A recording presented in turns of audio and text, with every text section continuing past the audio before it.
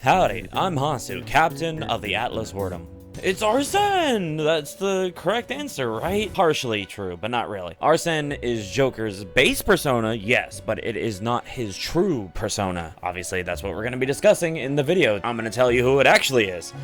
It is Satanael. There you go. It's Satanael. That's Joker's original true persona. Wait, but what about Arsene? Isn't that his true persona because he awakened to it? No. Remember, even though Joker indeed did awaken with Arsene, it wasn't because that was his true persona. It was because he needed something. Because, well, much like Joker, who was locked inside the Velvet Room inside Mementos, what was Arsene? He's just basically a nerfed version of Satanael. Now you're probably wondering, how does that make sense? Why? Well, if we take a look at the game, obviously, from the dialogue and the narrative moments that occur within the game, we know Yaldabaoth locked Joker away in the Velvet Room inside Mementos, right? So, what does that mean? Is because the people wished for themselves to be subjugated, oppressed, content, and complacent. Because they wished for those things, they all gave Yaldabaoth power. What did that do? That locked Satanael away. But, well, Joker can't just go without, right? He needs something. He needs a persona. And let's take a look at Arsene, visually speaking, right? Because Arsene is a traditional looking persona. However, if we look at his face, it doesn't look like a real face. Kind of, right? It looks like a stained glass window pane with a Rorschach face. And inside of it, you see red energy. It's almost like the red energy we see in Mementos. It was the energy given to him from Satanael, the energy that could be given. So it had to use the energy of Mementos because, well, there was nothing else for him to do. So it had to give life to Arsene because Arsene wasn't truly supposed to be his. So basically, Arsene is a nerfed version of what we were supposed to get, which was Satanael, which is obviously why, at the end of the game, what happens? After we get the reveal of the Velvet Room that fake Igor is Yaldabaoth, the god of control, we go through the Cliff-Off world, right? We start beating the angels, we fight Uriel, we fight Raphael, we fight Gabrielle, and then Michael. And through each of those battles, we are given a small cutscene. A section of the population, they become aware of the Cliff-Off world, they become aware that people are just evaporating from existence. And basically we could take those as percentages. 20%, 20%, 20%, 20%. That's only 80% though, so where's the rest of it? The last 20% is with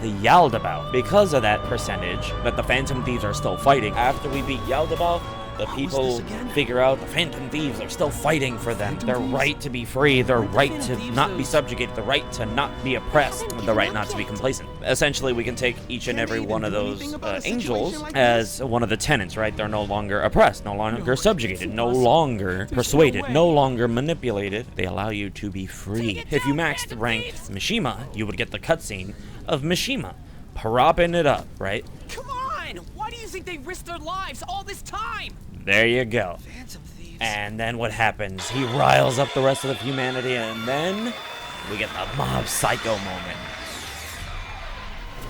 And then what happens? Joker is given all the power, right? What is he able to do?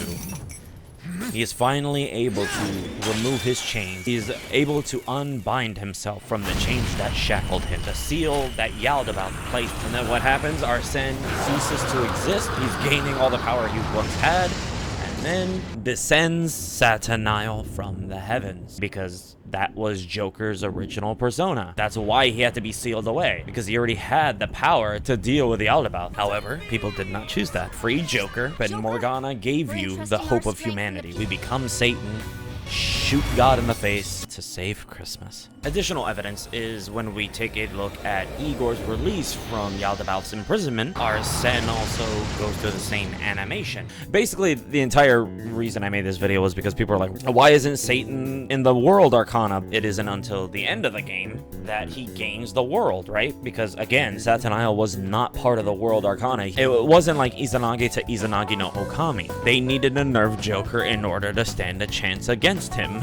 His willpower is so strong that they needed to seal him as Arsene. Shot him between the eyes and GG's. And that's why also Satanael has an actual solid face. He has a facial structure, he has eyes, he has a mouth, he has a nose, he has horns. Clearly, it's real, right? It's not a facsimile. That's just what I think. That's literally why we made this video, because people were assuming that why isn't Satanael part of the World Arcana?